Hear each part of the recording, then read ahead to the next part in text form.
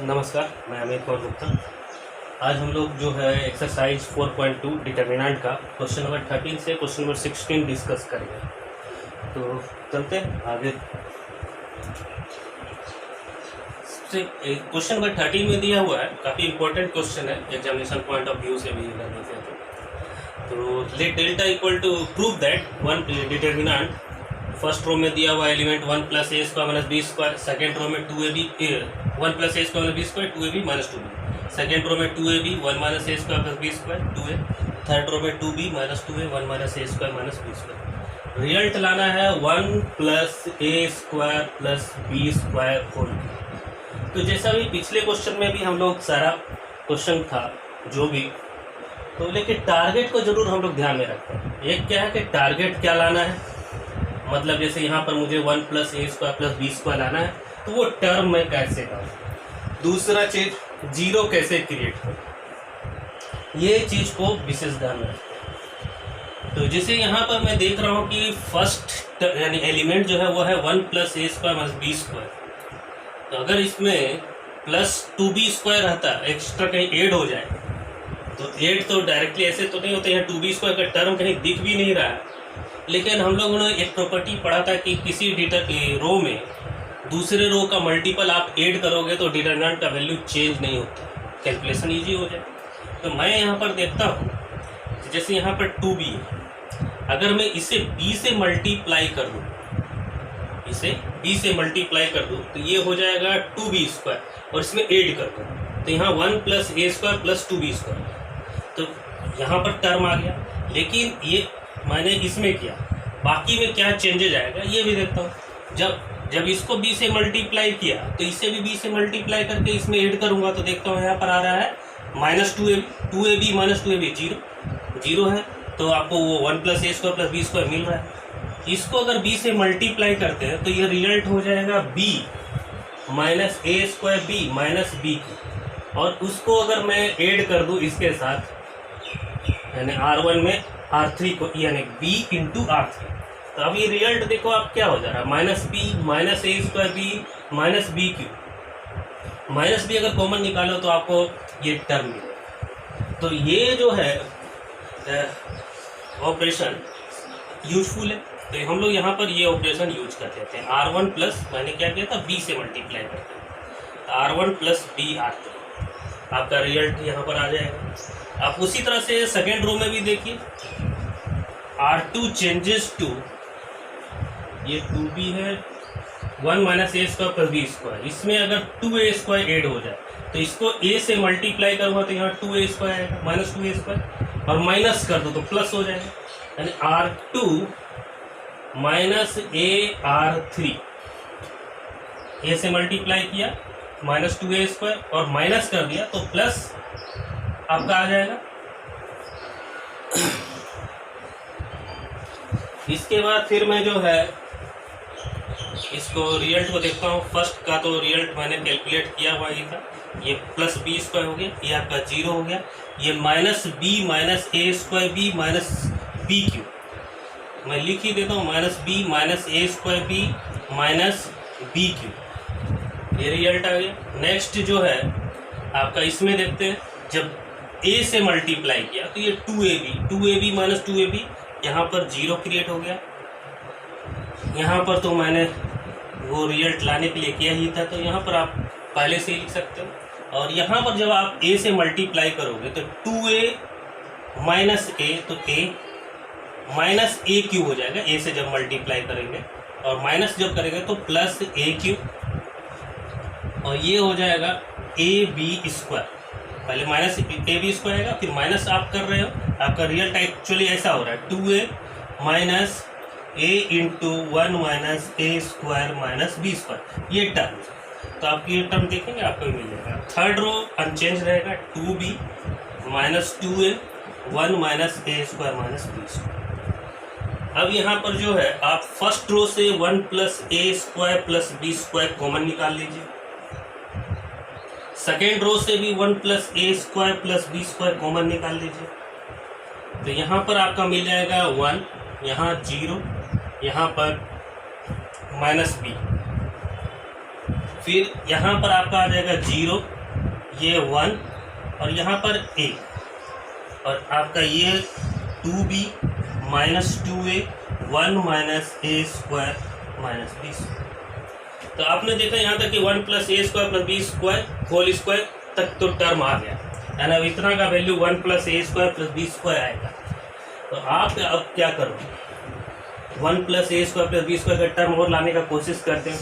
तो मैं देख रहा हूँ कि यहाँ पर 1 माइनस ए स्क्वायर माइनस बी स्क्वायर, अगर इसमें प्लस 2a स्क्वायर और यहाँ प्लस 2b स्क्वायर हो जाए तो हो जाएगा। तो इधर से भी ला सकता हूँ, इधर से भी ला सकता हूँ, किसी भी तरीके से ला सकता हूँ। तो मैं इसको जो है रो ऑपरेशन के थ्रू ही लाता हूँ। R3 चेंजेस टू R3, इसको इससे इससे ही करता हूँ, कभी करते हैं कॉलम 3 चेंजेस टू 2 से मल्टीप्लाई करने का जरूरत नहीं पड़ेगा, 2b है ही, तो इसको b से मल्टीप्लाई करके ऐड कर देता हूँ। तो 2b से मल्टीप्लाई करके यानी b इंटू c1, तो ये 2b स्क्वायर ऐड हो जाएगा। फिर आपका a इंटू c2, इसको a से मल्टीप्लाई करेंगे तो 2a स्क्वायर और ऐड कर दे माइनस करेंगे तो प्लस a स्क्वायर। आप ये रियल टर्म देखो कि क्या आ रहा है, यहाँ लेफ्ट साइड में तो 1 plus A square plus B square whole square, ये जो टर्म था फर्स्ट कॉलम में आपने कुछ नहीं किया है तो आप उसे ही लिखोगे। मैं फिर से बोल रहा हूँ कि जब आप कॉलम ऑपरेशन करते हैं तो कॉलम वाइज एलिमेंट लिखे, रो ऑपरेशन कर रहे हैं तो रो वाइज एलिमेंट लिखे, 0 1 माइनस 2। अब देखिए यहाँ पर आपने क्या किया है, इसको b से इंटू किया है फर्स्ट रो को, तो ये हो जाएगा b, तो माइनस b प्लस बी 0 और a इंटू c2, ये तो 0 है ही, तो यहाँ पर भी 0 आ गया। आप यहाँ पर देखो, इसको b से इंटू करोगे 0 ही रहेगा, इसको a से इंटू करोगे तो ये हो जाएगा a और a minus a, c3 bc1 किए तो वो तो 0 ही रहा, ac2 इसको a से मल्टीप्लाई करके किए तो 0 आ गया, और यहाँ पर तो 1 plus A square plus B square.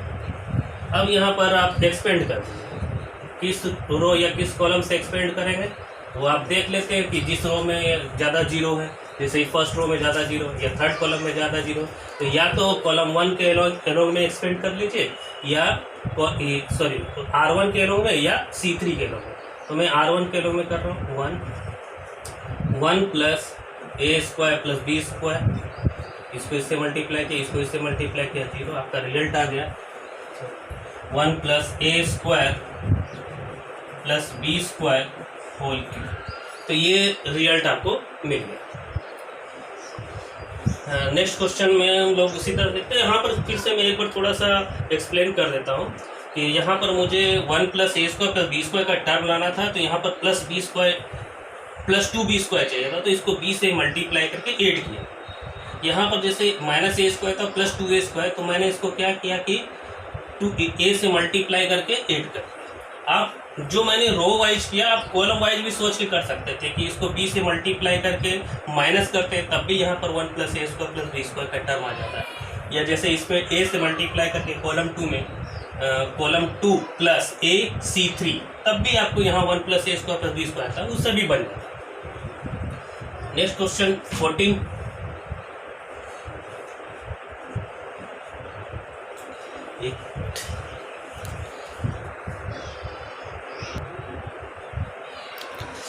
Next question 14 में है कि prove that A square plus 1 A B A C B A B square plus 1 B C C A C B C square plus 1 equal to proof करना है आपको 1 plus A square plus B square plus C square, ये लाना। तो लाने के पहले फिर वही चीज़ है कि आप ये सोचिए कि ये टर्म कैसे आएगा या 0 कैसे क्रिएट होगा। अब यहाँ पर मान लीजिए कि आप ऐड करना भी चाहेंगे तो आपको मिलेगा नहीं, 1 plus A square plus B square plus C square. आप ये देखिए ए स्क्वायर प्लस 1 है, इसके साथ अगर बी स्क्वायर मिल जाता तो इस रो में भी नहीं दिख रहा, इस कॉलम में भी नहीं दिख रहा है। मैं इसको ऐसे कर सकता हूँ, R1 को चेंज कर देता हूँ, R1 प्लस मुझे बी स्क्वायर चाहिए, तो बी स्क्वायर चाहिए तो मैं इसको ए से डिवाइड कर दूँ b by A into R2 कर दूँ, देखिए क्या आता है। अगर b बाई ए R2 करूँ तो ये b स्क्वायर हो जाएगा। ये b a को अगर b बाई ए से मल्टीप्लाई करूँ तो आपका b स्क्वायर आ जाएगा। तो ये ऑपरेशन करने से यहाँ पर आ जाएगा plus A square plus 1 plus B square. उसी तरह से सेम यहाँ पर सी स्क्वायर भी लाना है तो c बाई ए R3 कर देता हूँ। अब देखता हूँ कि रिजल्ट क्या है, बाकी में भी आना चाहिए। तो ये तो आपका ए स्क्वायर प्लस 1, ये आपका बी स्क्वायर, ये प्लस सी स्क्वायर। अब बाकी इधर देखते हैं क्या आ रहा है। ये है A B plus B by A into B square plus 1 plus C by A into C B. और एक टर्म लिख लेता हूँ इसका, ये आ गया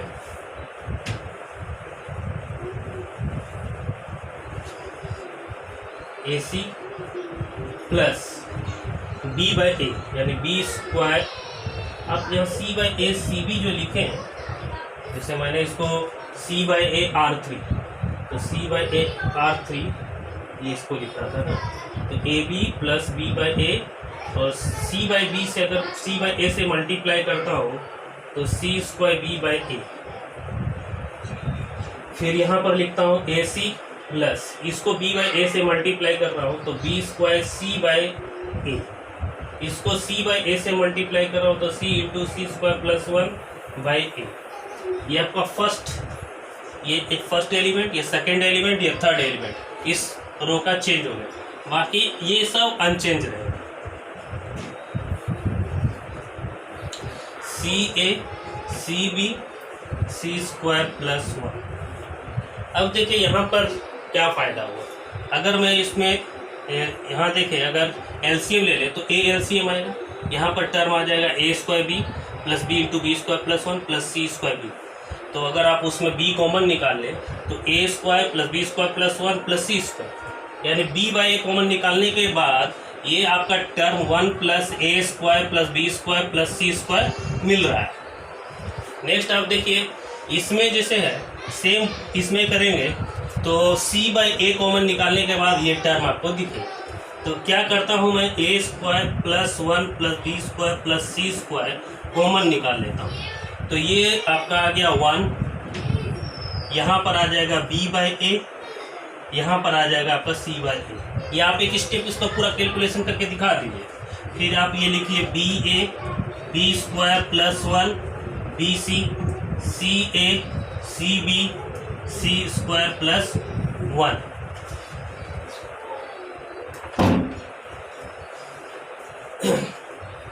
अब इसमें देखिए क्या करेंगे, जीरो क्रिएट करते हैं। जैसे मान लीजिए आपका यहाँ पर एक रो ये 1 है 5 है 6 है, ये R1 में है, ये R2 में है, ये R3 में। तो आपको R2 का टर्म को जीरो करना है, इसके हेल्प से तो आप आसानी से कर सकते हो। R2 माइनस 5 R1 जैसे आपने एलिमेंट्री ऑपरेशन में करते थे, तो यहाँ पर भी वही काम कर दीजिए। जैसे यहाँ पर क्या कीजिए, R2 में R2 माइनस बी ए R3 सॉरी R1,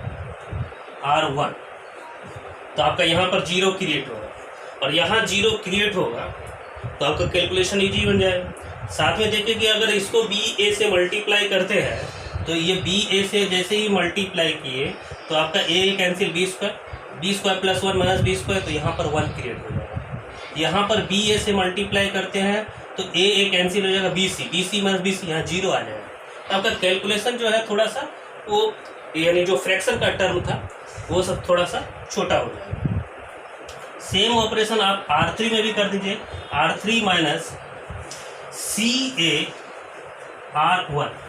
अब देखिए यहाँ पर मैं टर्म लिख रहा हूँ, delta equal to 1 plus A square plus B square plus C square. यहाँ पर ये टर्म थोड़ा सा लेंदी लग रहा है, लेकिन आपको यहीं पर थोड़ा सा सोचने का समय लगे, यानी कैसे इसको यानी सोचे कि 1 plus A square plus B square plus C square लाना है तो कैसे लाए। तो उसके लिए ये स्टेप ही इम्पोर्टेंट है, उसके बाद फिर आपको ज़्यादा दिक्कत नहीं है। आप देखिए यहाँ पर जो है ये आ गया, फर्स्ट रो में हमने कुछ नहीं किया तो आप वैसे ही लिख दीजिए 1 B by A C by A, यहाँ पर जीरो यहाँ पर जब ऐसा किया तो 1 आ गया, यहाँ 0 आ गया। आप यहाँ पर देखें, यहाँ पर मैंने किया नहीं, यहाँ पर 0 तो आएगा ही, उसी को बनाने के लिए किया। इसको जब सी ए से मल्टीप्लाई करोगे तो ए और A cancel, C B minus C B 0। इसको जब सी ए से मल्टीप्लाई करोगे तो A cancel C square, this minus C square तो 1। अब आप इसको एक्सपेंड कर दीजिए फर्स्ट रो से या फर्स्ट कॉलम से एक्सपेंड कीजिए, तो फर्स्ट कॉलम में या थर्ड रो से, तो फर्स्ट कॉलम से एक्सपेंड कीजिएगा तो 1 इन दिस माइनस दिस तो 1 ही आएगा ये, तो आपका ये रिजल्ट आ जाएगा। क्वेश्चन नंबर 15 जो है इस चैप्टर का कि if A is a square matrix of order 3 then what is the value of determinant of K A. तो अब इसका तो एक फॉर्मूला हम लोग पढ़े थे, k to the power n into determinant of A. तो उसके हेल्प से आपका ये लिख सकते हैं के क्यू इंटू डिटर्मिनेंट ऑफ ए। ये सिंपल सा है, वो फर्स्ट एक्सरसाइज चैप्टर में ही हम लोगों ने पढ़ा था। क्वेश्चन नंबर 16 में यानी वो एक मल्टीपल चॉइस क्वेश्चन है, उसमें भी दिया कि डिटर्मिनेंट क्या है एक्चुअली। तो जैसा हम लोगों ने फर्स्ट चैप्टर में पढ़ा था कि determinant is A number associated with A square matrix, तो उसमें से एक ऑप्शन होगा, या ऐसा भी दे सकता है कि determinant is a function real valued function whose domain is the set of all square matrices. तो आप उसमें से कोई 2 ऑप्शन है, दोनों ऑप्शन में से कोई भी लिख सकते हैं। तो उसमें जो है एक ही ऑप्शन दिया हुआ है, determinant is A number associated with A square matrix. हो सकता है आपको एग्जाम में कुछ क्वेश्चन देते हैं कि determinant is a real valued function whose domain is the set of all square matrices, तब आप वो ऑप्शन सेलेक्ट कीजिए जो यानी सबसे बेस्ट सॉल्यूशन होगा उसको सेलेक्ट कीजिए। तो इस तरह से एक्सरसाइज 4.2 का सारा क्वेश्चन हम लोगों ने डिस्कस किया। प्रॉपर्टी ऑफ डिटर्मिनेंट से रिलेटेड और भी क्वेश्चन जो है आपको मिससेलियस का एग्जाम्पल और एक्सरसाइज में है, तो जैसे उसके बाद आएगा तो हम लोग उसको डिस्कस करेंगे।